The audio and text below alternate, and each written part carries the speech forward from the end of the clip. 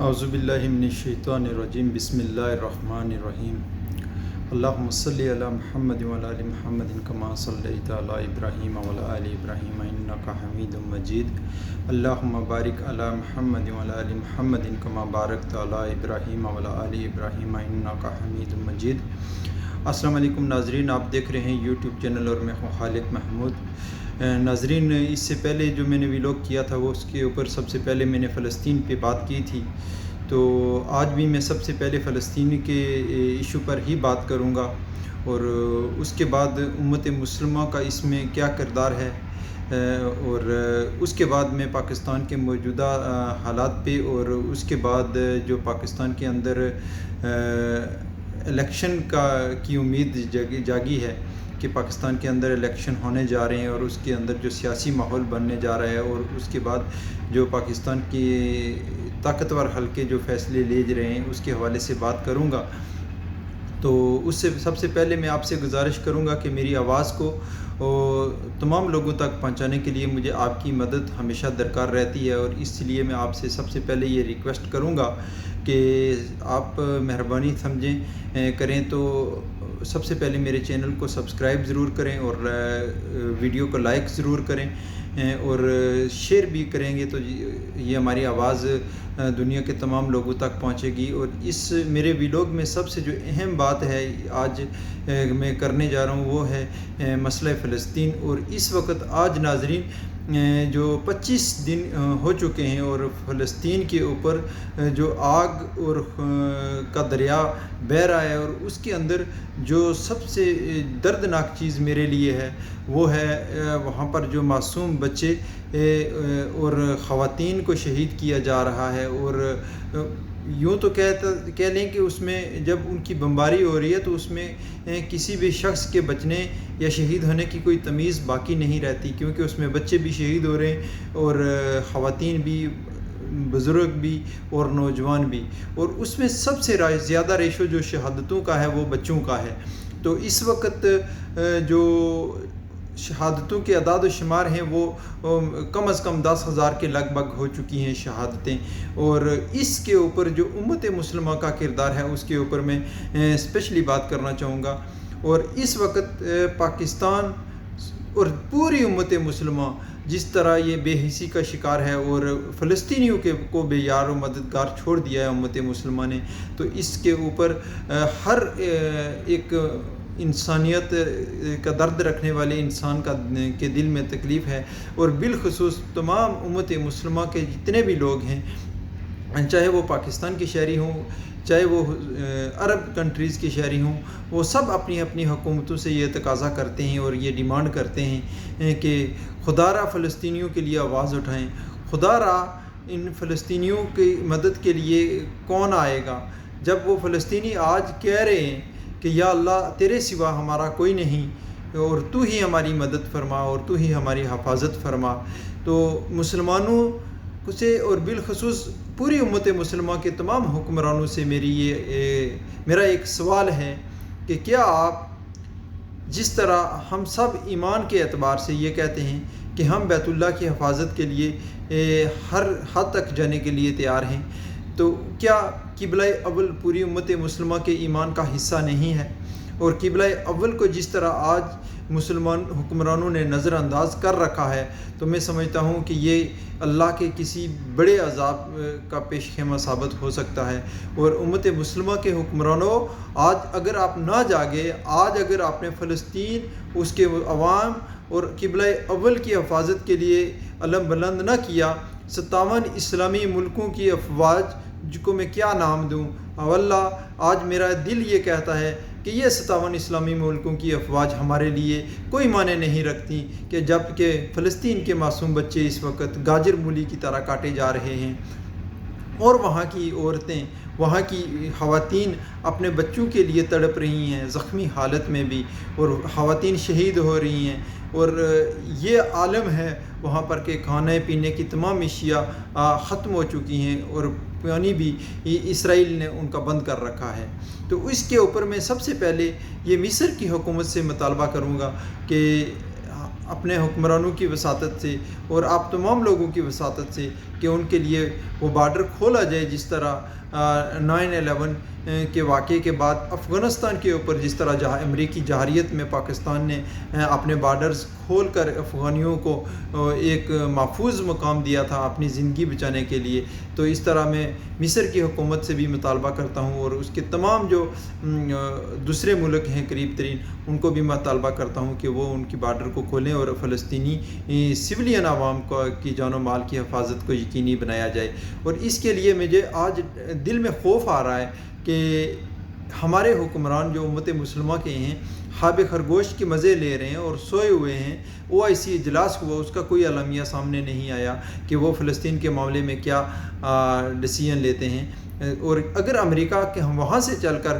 اسرائیل کی مدد کے لیے آ سکتا ہے تو کیا معاف کیجیے گا کہ کیا اسلامی ملکوں کے حکمرانوں سے میرا یہ سوال ہے کہ کیا آپ فلسطین کے پاس رہتے ہوئے فلسطینیوں کی مدد نہیں کر سکتے؟ اپنی آنکھوں سے دیکھ رہے ہیں کہ وہاں پر بچے اس طرح بے دردی سے کاٹے جا رہے ہیں، ان کے اوپر کیمیکل والے بم برسائے جا رہے ہیں، اور امت مسلمہ کے حکمران چپ ساتھ بیٹھے ہیں۔ اور یہ ہمارے لیے امت مسلمہ کے لیے ایک انتہائی تکلیف دہ بات ہے، اور میں اپنی حکومتوں سے اور 39 ملکوں کی جو افواج بنی تھی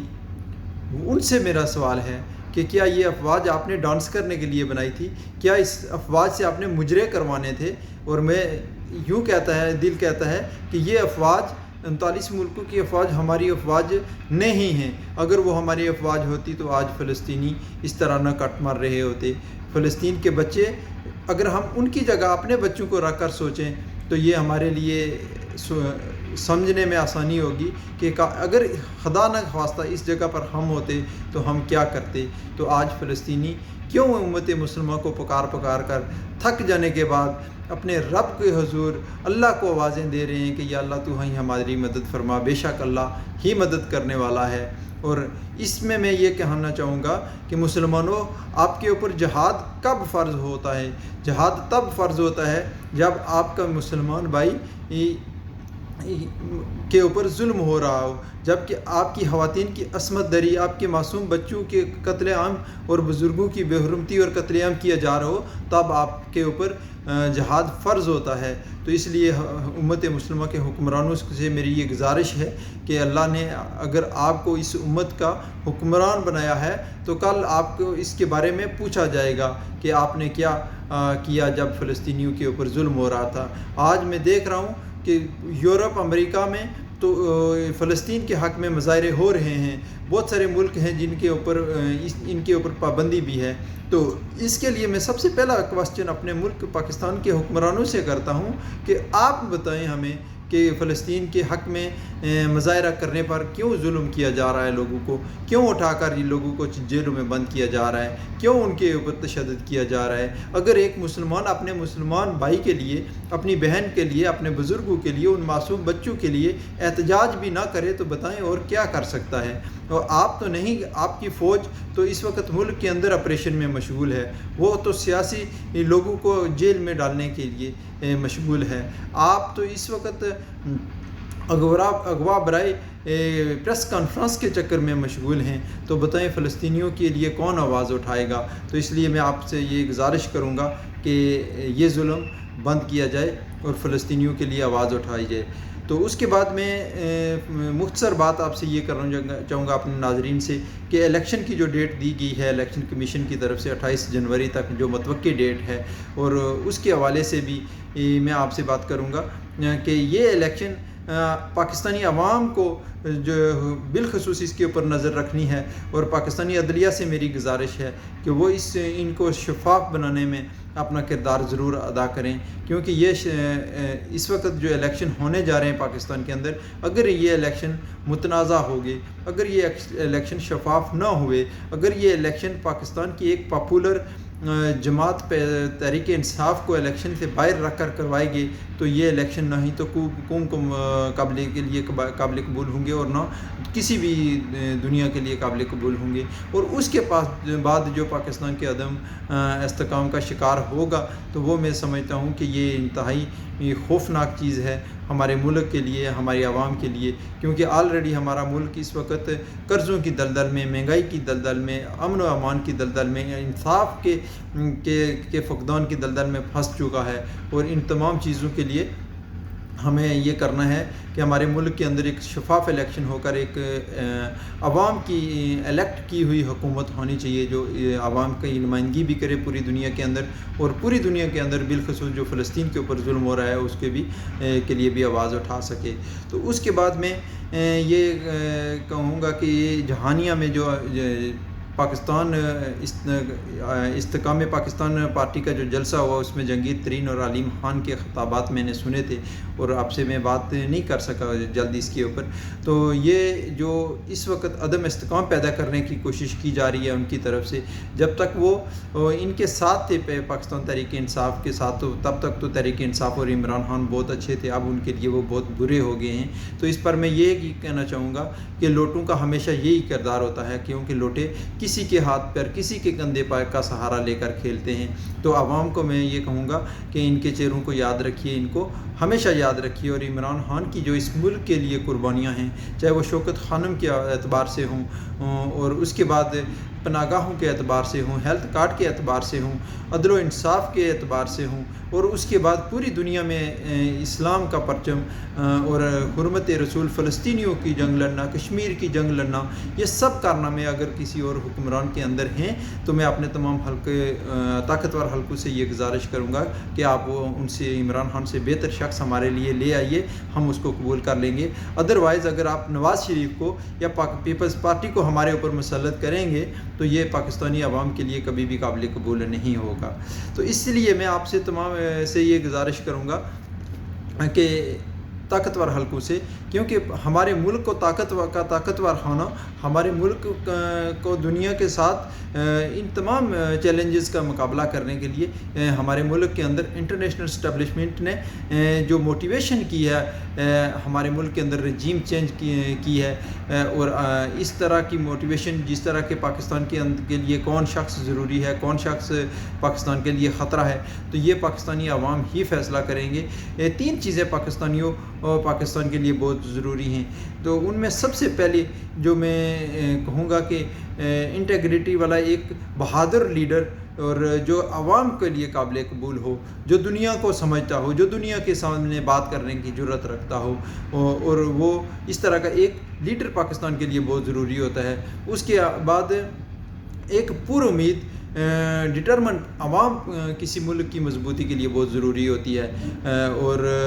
تیسری جو چیز ہے وہ انڈیپینڈنٹ بہادر فوج کی ضرورت ہوتی ہے۔ تو اس لیے ہمیں اپنی بہادر فوج کے لیے بھی یہ کہوں گا کہ ہمیں پاکستان کی فوج سے ہمیشہ محبت ہی ہے اور رہے گی، لیکن اس کی وقت جو ہماری افواج کی جو اسٹیبلشمنٹ ہے، اس نے جو پاکستان کے اندر حالات پیدا کر رکھے ہیں رجیم چینج آپریشن سے لے کر اب تک، تو یہ اس وجہ سے پاکستان تحریک انصاف کے تمام لوگ، اور میں بھی اس کے اوپر ضرور تنقید کروں گا، اور یہ بڑی جرت سے کہوں گا کہ یہ ہمیں کسی بھی صورت قابل قبول نہیں ہے۔ آپ کا اور ہمارا رشتہ ایک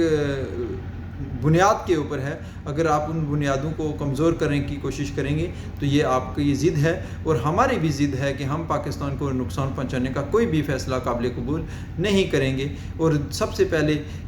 پاکستان ہے، اس کے بعد ہم سب ہیں، اس کے بعد ہماری سب کی سیاستیں ہیں، اس کے بعد ہم سب کے جھگڑے ہیں۔ تو میں اس لیے آپ سے گزارش کروں گا کہ پاکستان کے اندر خدا را ان جھگڑوں کو ختم کیا جائے، اور مل بیٹھ کر جو پاکستان کے لیے بہتر ہے وہ کیا جائے، اور عوام کی مرضی کے خلاف کوئی بھی فیصلہ، کوئی بھی حکومت مسلط نہ کی جائے، کیونکہ پاکستان کے اندر عوام کسی بھی اس طرح کی حکومت کو، کسی بھی اس طرح کے کرپٹ لیڈر کو، جس طرح آپ کو نے نواز شریف کو واپس ہمارے اوپر مسلط کرنے کے لیے لایا، اس کے تمام کیسز کو معاف کیا، اور دیکھیں کہ جو اس شخص نے پاکستان کا ایک قلیل عرصے کے اندر ایک دنیا کے اندر ایک مقام بنایا تھا، اس شخص کو آج جیل میں ڈالا گیا ہے، اور پاکستان کو کہ جو کرپٹ لیڈر ہیں آج وہ بڑی شان سے آئے ہیں، ان کو بڑی پروٹوکول سے آئے ہیں، اور ان کو ملک کے اندر ویلکم کر کے ان کو پاکستان کے اوپر مسلط کرنے کی تیاری بدستور جاری ہے۔ تو اس لیے میں آپ تمام طاقتور حلقوں کو سب کو کہتا ہوں کہ اس طرح کی کسی بھی ایکٹیویٹی سے باز رہیں، اور اسی پر میں آپ سے اجازت چاہوں گا۔ اللہ حافظ۔